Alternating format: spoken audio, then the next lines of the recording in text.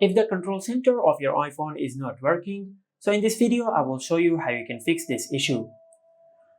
First of all, just go to settings, and in settings you will find the option of control center. Now just make sure you enable access within the apps, because if you disable this option, the control center will not open if you swipe down from the top right of the screen. So make sure you enable this toggle, just like that. Now if you have done that but if this did not fix your issue, then just go to your home screen and do a force restart on your iPhone. For that, just press and release the volume up button and the volume down button. Then just press and hold the side button of your iPhone until the screen of your iPhone goes black and the Apple logo appears on the screen. Once the Apple logo appears on the screen, just release the side button. If this also did not work, then just go to settings and tap on general.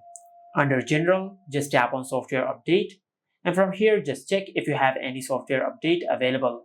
If you have any software update available, just update the software of your iPhone, as this could be a software glitch which will be fixed through a software update.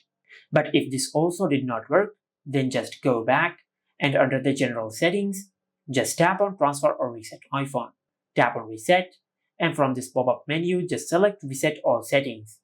Then enter your lock screen pin and tap on reset all settings. Now by resetting all the settings of your iPhone, you will not delete any data of your iPhone.